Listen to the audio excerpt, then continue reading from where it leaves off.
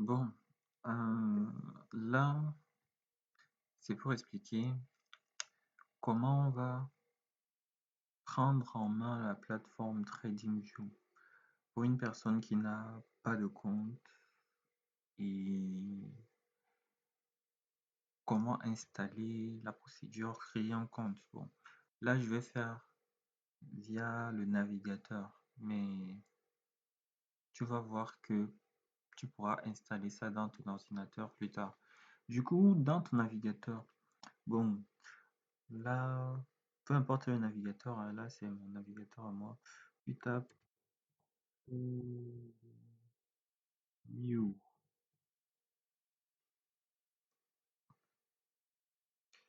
Normalement, le premier résultat, c'est le bon. Là, tu as TradingView. Bon, là, c'est en version française pour que tu comprennes. Voilà. Sinon, ici, c'est en anglais. Donc, voilà, tradingview.com. Je clique. Non, non, non, non, non, non. Hop, voilà le site officiel de TradingView. Il y a plein de trucs ici. Hop là. Ça charge.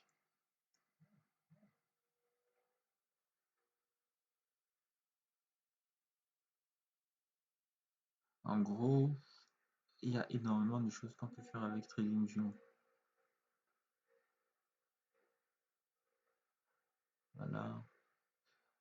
Il y a beaucoup de choses.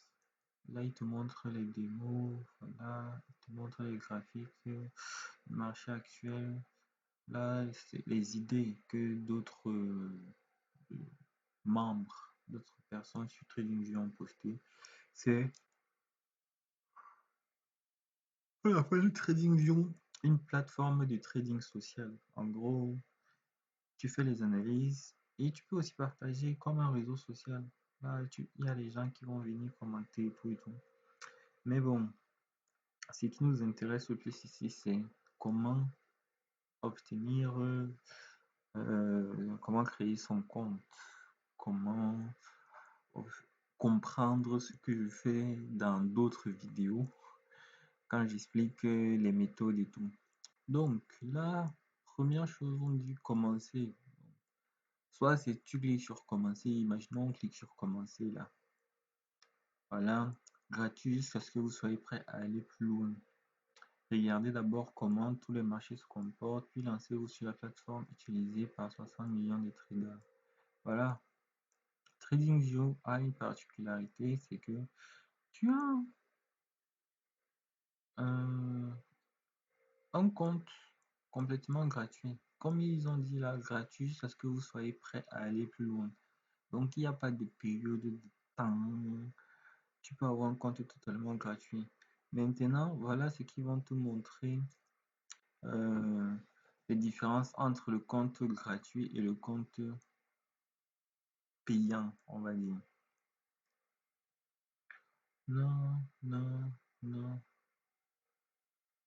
Tu vois ici, on dit le confirmation par le graphique enregistré. Non, non, non, voilà. Cette année, ok, ok. Bon, là, ils vont te montrer tout, ils ont fait les comparaisons avec celui-ci.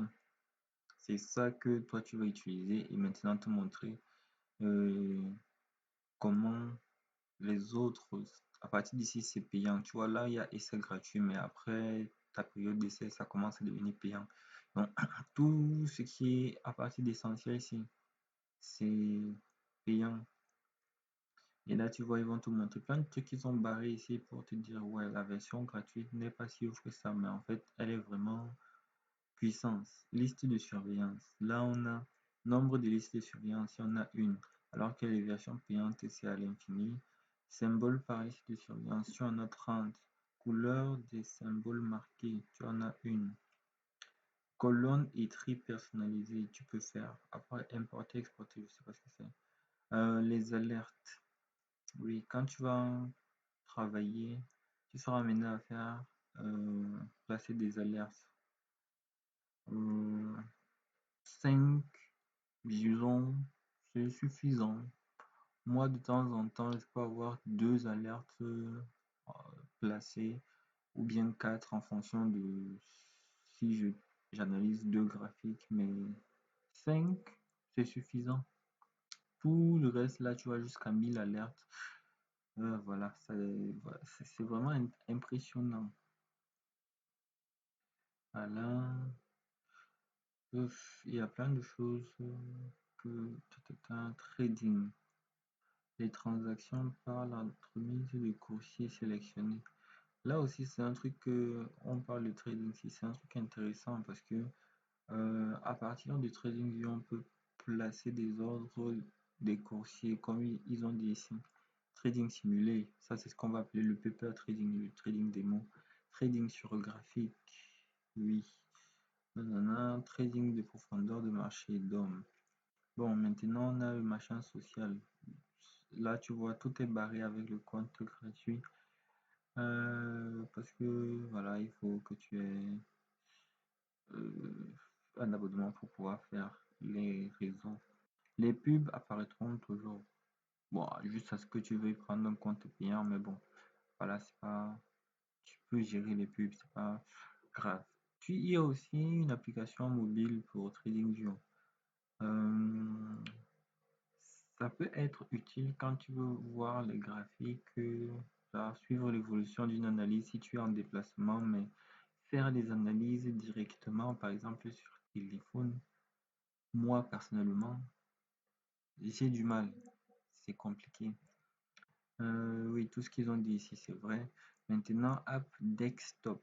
Ça, c'est ce qui va nous intéresser le plus en fait, parce que vu que plus tard, tu devras installer TradingView sur ton ordinateur. En fait, je peux même dire que tu n'es pas obligé d'installer, mais comme tu devras faire les analyses régulièrement, que de devoir tout le temps venir sur le navigateur, c'est mieux d'installer directement l'application dans ton ordinateur.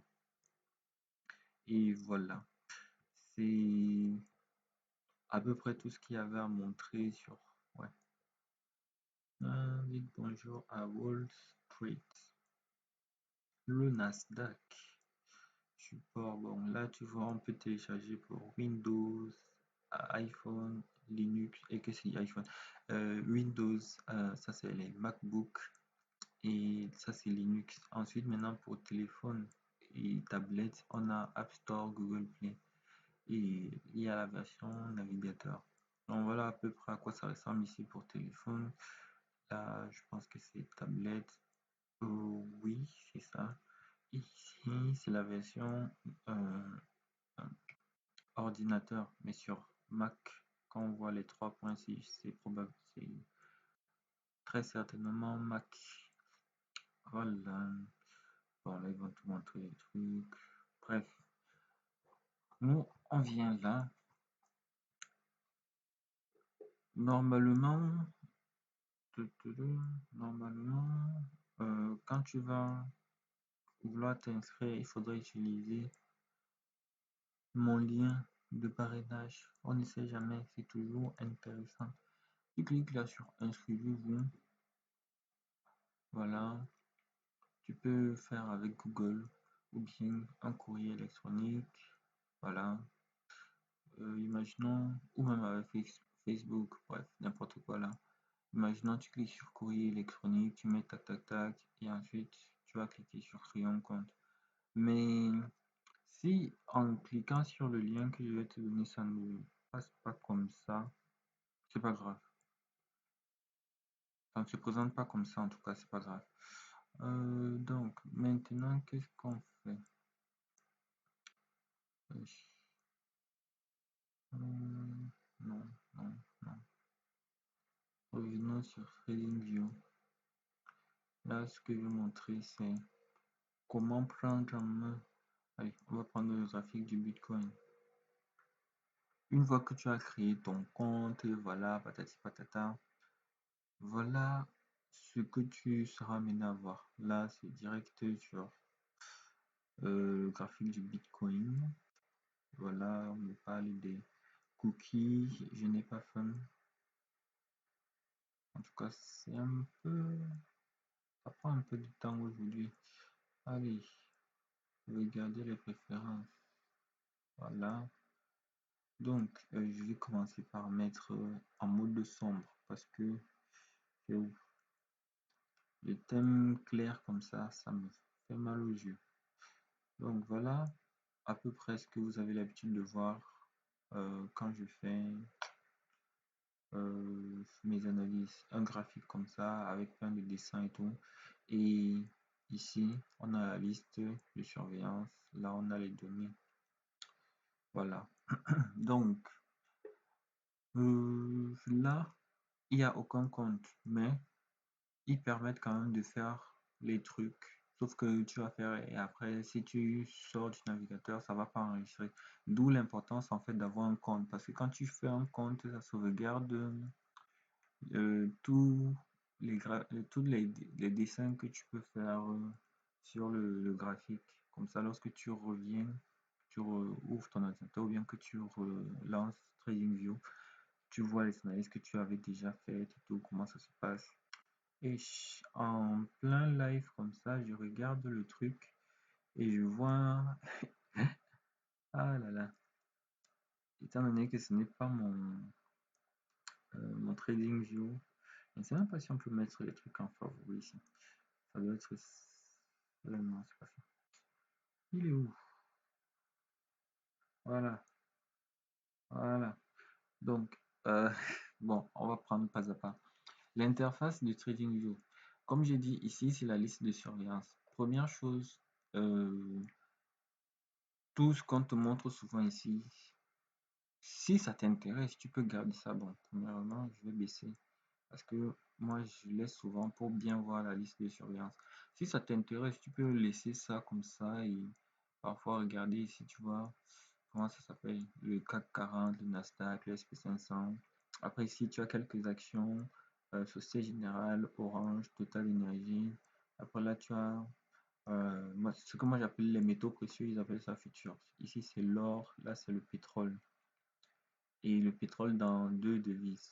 Et enfin, ensuite, tu as le forex. Le forex, c'est les monnaies, les paires de monnaies. Ici, par exemple, c'est euro contre le dollar américain. Là, ce sera la livre sterling contre le dollar américain. Tu peux analyser tout ce que tu veux du forex. Et enfin, maintenant, la crypto. C'est ça qui va le plus nous intéresser, j'ai envie de dire. Mais bon, vous êtes libre d'analyser tout ce que vous voulez. Donc voilà à peu près à quoi ressemble la liste de surveillance. Et maintenant, si tu ne veux pas avoir tout ça, que tu veux te concentrer sur quelques trucs que tu auras sélectionnés toi-même, comment on peut faire pour afficher ça? Tu viens ici, là où c'est marqué liste de surveillance. Ici, tu en as deux. Tu viens là créer une nouvelle liste. Ah non, c'est pas ça. Alors, cliquer. Non, c'est pas ça non plus. Bon, ça fait tellement longtemps que moi j'ai fait ça que j'oublie. Ajouter, affichage avancé, tac. Non, non, non, c'est pas ça. Alors, tu viens là. Imaginons, là c'est le graphique du... Là, pour voir toutes les informations sur le graphique que tu as devant toi, tu viens ici en haut, là où il y a la petite icône du nom. Donc là, c'est le graphique du Bitcoin contre le dollar américain. En vue, la vue, c'est ce que je vais souvent appeler time frame. En vue, ou bien ici, on parle d'intervalle. 1 suivi du chiffre D veut dire que c'est un jour. C'est en anglais one day. Et un jour signifie qu'en fait, chaque bougie que vous voyez là, même quand c'est petit comme ça représente un jour. Et si on change maintenant la time frame, ici, voilà. Si je veux par exemple passer en 1 heure, c'est toujours le même graphique, mais ce n'est pas, on va pas voir les mêmes bougies parce que l'intervalle n'est plus le même. Tout à l'heure, on avait un jour. Or là, on a chaque bougie qui représente 1 heure. Donc, quand on fait l'analyse, je vous dirais souvent de regarder en time frame. Bon, là, tu vas demander de s'inscrire. Bon, on va sortir puis revenir comme ça pour initialiser le truc.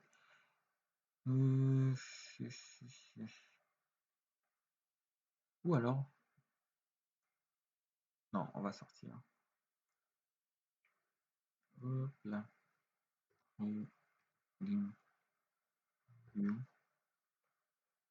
Bah, ça m'a un peu énervé. Oui. Alors.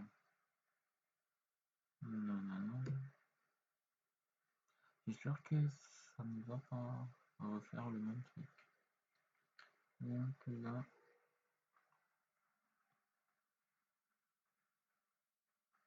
Oui. Ça a gardé en 1 heure. Et là, c'est toujours autant. En tout cas, continuons. Alors, oui, je disais concernant les time frames. Voilà, tu peux mettre en vue journalier ou bien en vue 1 heure. Maintenant, pour changer, pour faire un passage rapide entre les différents time frames, là, pour changer, tu es obligé de faire à chaque fois venir ici. Mais si tu veux faire ça de façon plus rapide, il y a donc ce qu'on va appeler la liste des favoris. Lorsque tu fais dérouler le menu, tu vois, tu as les différents time frames ici et il y a une petite étoile qui apparaît à droite. Ajouter aux favoris. Tu cliques maintenant sur la petite étoile. Par exemple, là, j'ai mis 1 minute. Ensuite, si je veux, je mets, allez, 15 minutes. Après, si je veux, je mets 1 heure. Si je veux, je mets 4 heures. Si je veux, je mets un jour. Après, si je veux, je mets une semaine, un mois. Voilà. Et ce qui est en bas, c'est... Je n'utilise pas souvent ça. J'utilise plus les time frames comme ça. Qu'est-ce qui se passe? Maintenant, ici en haut, on voit apparaître les time frames que j'ai ajoutés en favori. 1 minute, 15 minutes, 1 heure, 4 heures, un jour, une semaine, un mois. Donc là, pour changer de 1 heure à 4 heures, voilà, de 1 jour à 4 heures, de 4 heures à 1 heure, voilà, et ainsi de suite. Bon, voilà comment on peut changer plus facilement. Et pareil, maintenant, je vais montrer la barre d'outils. En fait, tout ce qui est sur la barre, c'est à gauche. Parce qu'il y a plein d'outils que on sera amené à utiliser régulièrement. Du coup, pareil, pour ne pas avoir à venir ici, comme tout à l'heure, je cherchais un truc. Pour ne pas avoir à venir ici tout le temps chercher un truc en particulier, on va faire simple, ajouter les trucs qu'on va très souvent utiliser dans la barre de favoris. Donc, là, ici, cross. Bon, ça dépend de si lorsque vous vous baladez, vous voulez voir le point ou bien une croix comme là, ou bien une flèche comme là, ou bien non, magie, c'est nouveau ça. Bref, une baguette magique. La gomme, c'est bizarre. C'est bizarre. Bon, moi personnellement, j'utilise la croix.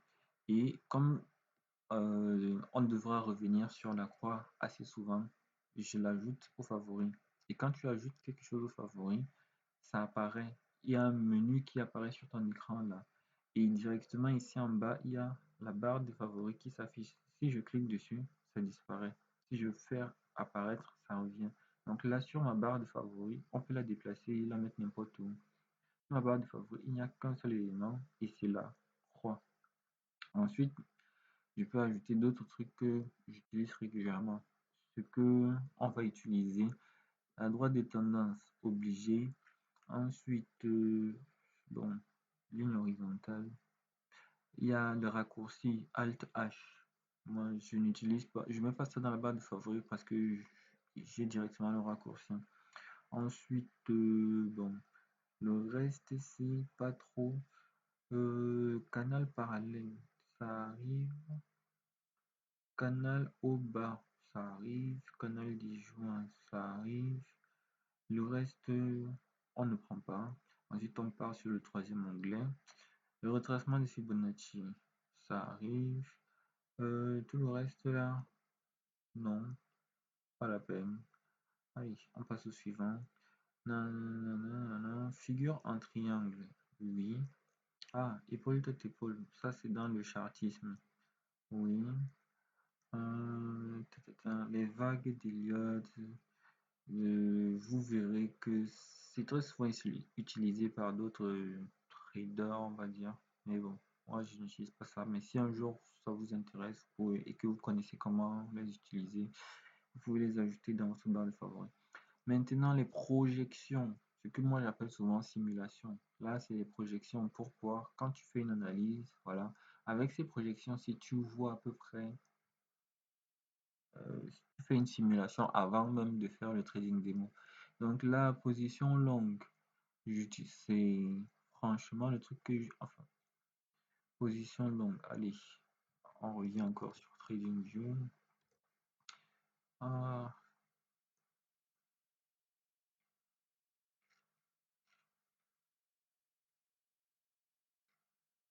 voilà,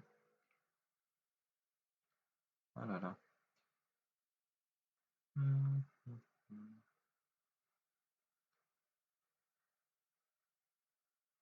Heureusement, ça a enregistré. C'est parce que j'ai pas fermé le navigateur depuis que je sors. Donc, je disais position longue. J'utilise longue et short. Ce sont les deux que j'utilise presque tout le temps. Donc, obligé, ils sont là. Après, le reste, non. Peut-être avec le temps, on va apprendre à utiliser ça, mais pour le moment, non. Ensuite, les trucs de dessin, le pinceau, oui. Marqueur fléché, oui. Flèche haut. Bon, ça c'est si vous voulez euh, comment dire, faire des captures d'écran et partager vos analyses.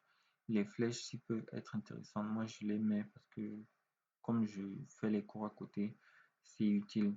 Donc, le rectangle, c'est ce que je cherchais tout à l'heure. Rectangle pivoté, pas souvent. Le tracé, ça arrive aussi. Ouais. Ensuite, triangle, oui. Et le reste, non. Enfin, non, non, non. Voilà. Ensuite, ça commence à faire beaucoup là. Le texte, bon, le texte, c'est au choix. Soit vous prenez le texte, soit vous prenez commentaire. Avant, j'utilisais beaucoup de texte, mais maintenant, j'utilise plus commentaire. Donc, ouais, je vais prendre commentaire. Comme ça, vous pouvez écrire des trucs sur le graphique avant de partager. Donc, voilà à peu près à quoi ressemble ma barre de favoris pour le moment. Là, il n'y a pas des choses qu'on peut mettre en favori. Ce sont des emojis. Bon, c'est comme j'ai dit, une plateforme de trading social. Donc, ils ont mis ça un peu comme si c'était WhatsApp. Mais les trucs que personnellement j'utilise le plus, ah oui, que j'utilise souvent, il y a le doigt-ci.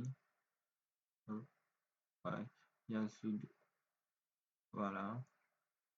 Il y a aussi ce doigt en fonction de où ça se trouve. Ensuite, il y a, hop là, il a failli prendre le mauvais doigt. Il y a ce doigt. Enfin, il y a ce doigt pour montrer souvent certains trucs, pour spécifier par exemple si je veux dire que c'est cette bougie ici, ou bien imaginons avec une liquidité de type 2 par exemple, je dis c'est cette bougie ici que je vais utiliser, ou bien je la marque avec le pinceau, tac, je fais ça, voilà. Là j'ai encerclé, c'est pas très très joli, mais c'est pour dire c'est la bougie rouge là que j'utilise, et voilà, bref, ça c'est utile quoi. Et aussi lorsque, voilà, ce que je disais tout à l'heure, lorsque vous cliquez sur pinceau, si vous revenez sur le graphique, le pinceau est toujours actif. Donc pour enlever le pinceau, il faut venir sur la flèche.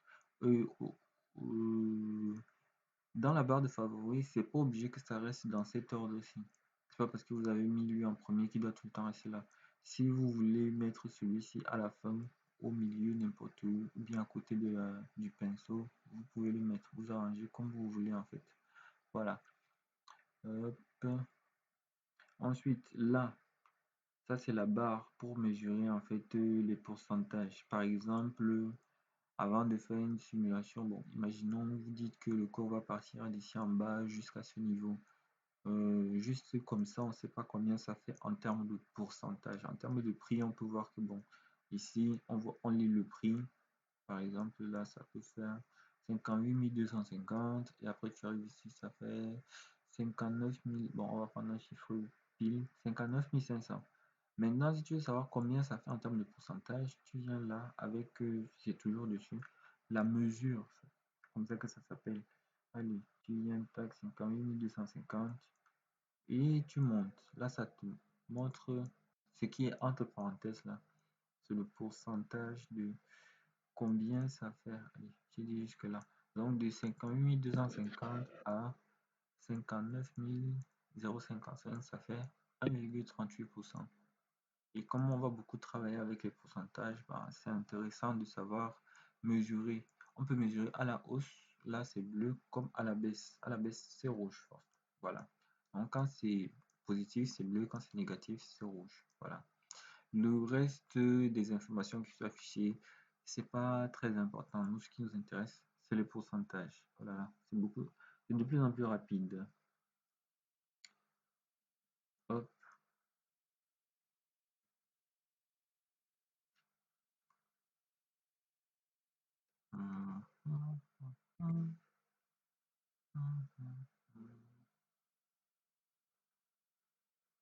Voilà,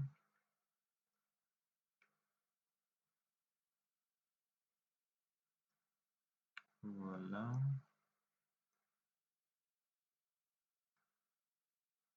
voilà. Donc, on était à la mesure. Le grossissement, si je ne l'ai presque jamais utilisé, ça non plus, ça non plus. Ça, c'est pour verrouiller les outils. En gros, lorsque tu vas dessiner quelque chose, pour faire en sorte que ça reste figé. Par exemple, si je veux tracer, je le mets sur à côté là. Si je veux tracer une droite, voilà, et que lorsque je clique dessus, ça bouge. Mais si je veux que ça reste sur place, je viens là, je fais verrouiller. Et maintenant, voilà, j'ai cliqué dessus, mais ça ne bouge plus. C'est le graphique qui bouge, alors que mon dessin est toujours sur place. Voilà. Et maintenant, si je déverrouille, là, je peux à nouveau porter. Et voilà, ça. Si vous voulez le faire manuellement, voici ça ici. Ça, c'est pour tous les dessins, mais si tu veux bloquer un seul truc, il y a un petit cadenas là. Voilà, là c'est pour retirer. Ensuite, ça c'est pour cacher les dessins, s'il y en a. Et ça cache tout en fait. Il y a individuellement pour bloquer tout ou bien un seul. Là c'est pour cacher tout ou un seul. Ah non, ça c'est pour cacher tout, mais chacun a aussi son truc pour cacher.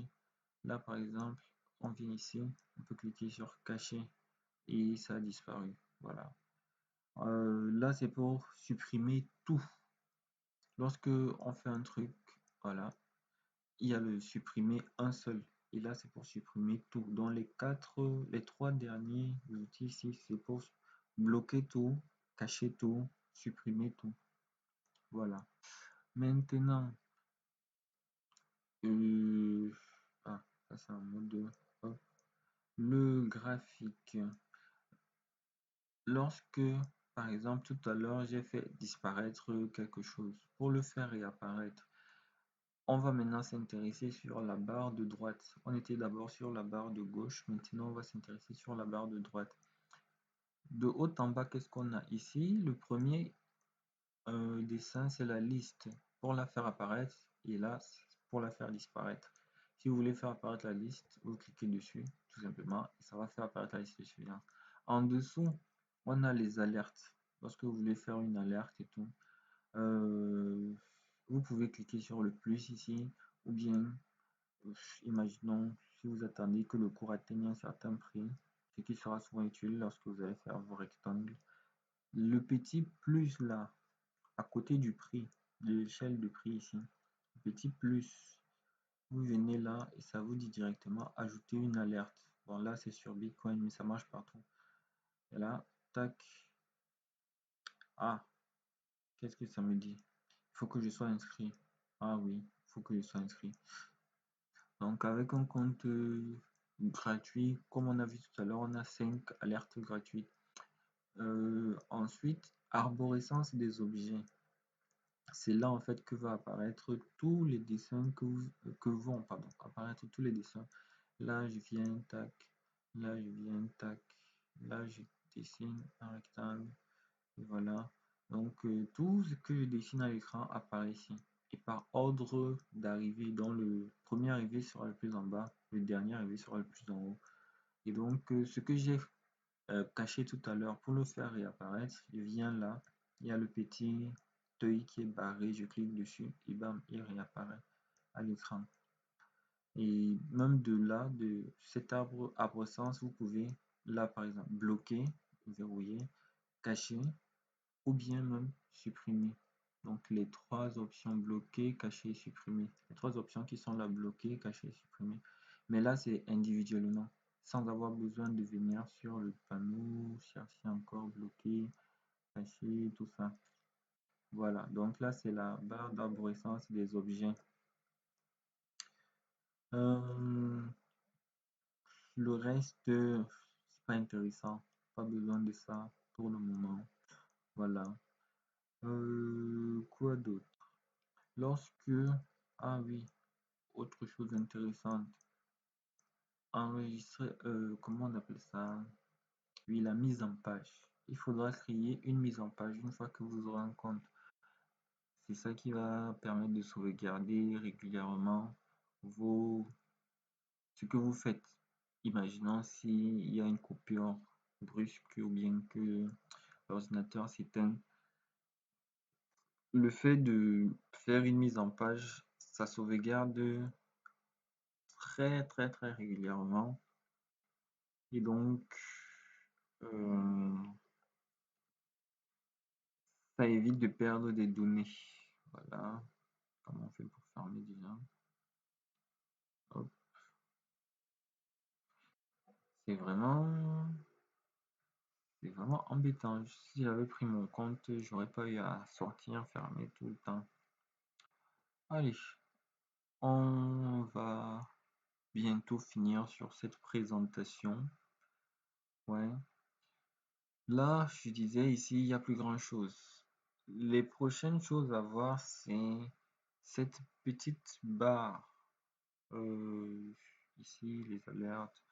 Bon, lorsque vous voulez chercher un graphique avant de l'ajouter à votre barre de favoris, ou bien si vous voulez même chercher un graphique, en étant sur TradingView, il vous suffit juste de commencer à taper le nom de ce que vous cherchez. Imaginons là, je cherche ETH, c'est une crypto.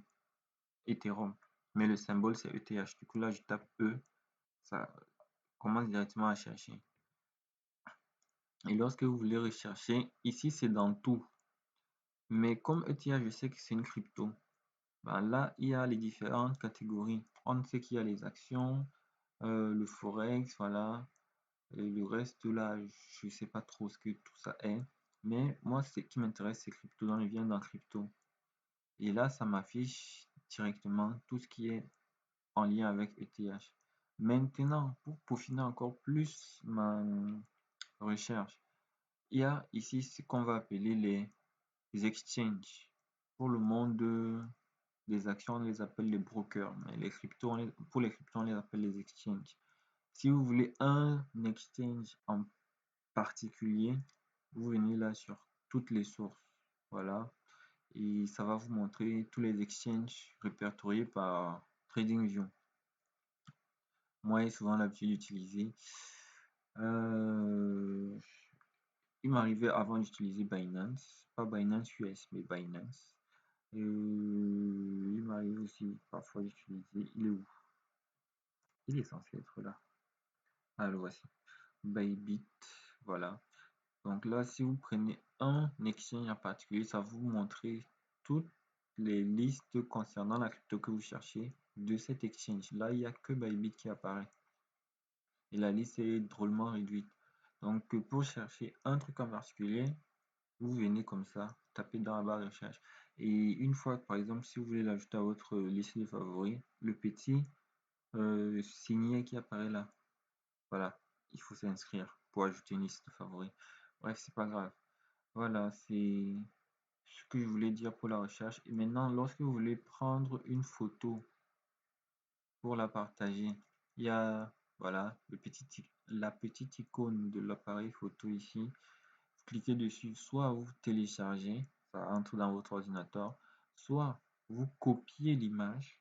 Comme ça, si vous voulez l'envoyer sur WhatsApp ou bien, je sais pas, sur, comment on appelle ça, un réseau social, vous copiez. Copier le lien, ça veut dire que vous allez prendre le lien de votre page pour maintenant l'envoyer à quelqu'un d'autre. Comme ça, à partir de son navigateur ou bien de son compte TradingView, il pourra voir votre page à vous sans pour autant modifier quoi que ce soit. Il pourra juste voir sans rien faire. Ouvrir dans un nouvel onglet. Voilà. Il y a plusieurs onglets. Voilà, il y a même tweeter. Maintenant, ça s'appelle X, mais ils ont gardé le nom tweeter l'image. Vous pouvez directement aller sur Twitter. Tac. Qu'est-ce qu'il y a d'autre? Ah oui, ici en bas. Juste en bas. Ah oui, la chronologie. Lorsque on met, par exemple, un jour. Ici, on a l'échelle du temps. Voilà, là on est juin, juillet, août, septembre, octobre et ainsi de suite. Et là, 5 jours dans dans 5 intervalles de minutes et ainsi de suite. Généralement, je ne touche pas à ça, je laisse ici comme avec les paramètres par défaut. Voilà, c'est mieux. Et le temps, pour moi, c'est UTC plus 2, mais pour vous, ça sera normalement UTC plus 1. Et dernière chose, screener de crypto. Enfin, c'est pas très utile. C'est surtout espace de trading qui sera important. Pourquoi? Parce que ça va nous permettre d'avoir deux choses. Première chose, le paper trading pour le compte démo. Là, ils ont dit simulateur de courtage par TradingView. En gros, il faut s'inscrire encore une fois. Lorsque vous allez apprendre à faire les analyses, le trading démo est très utile pour tester la stratégie. Donc, venir sur paper trading une fois que vous avez votre compte. Et bon, là, je n'ai pas pu descendre, mais en plus du trading démo, il y a d'autres exchanges ou bien coursiers ou bien brokers. Quand tu as déjà un compte sur Bybit, par exemple, vu que moi je parle toujours en termes de crypto, tu peux connecter ton compte Bybit à ton compte TradingView en venant ici. Il suffit juste de faire dérouler pour chercher en fait Bybit. Si vous voulez un autre broker, il y a Binance, bref, il y en a plusieurs. Et vous sélectionnez l'exchange ou le broker que vous voulez, auquel vous voulez connecter votre compte sur Bybit, sur TradingView, pardon. Et voilà, ça, ça met fin à cette vidéo introduction sur prendre en main TradingView, de la création du compte à l'ajout des favoris pour avoir une un on va appeler quoi, une interface conviviale, voilà, une place de travail chaleureuse, comme ça fera que vous aurez déjà l'habitude, les outils à portée de main et ainsi de suite. Voilà, voilà, voilà. Si j'ai oublié quelque chose, ben, je ferai une autre vidéo pour compléter. Sinon, c'est tout. Merci d'avoir regardé la vidéo et à bientôt.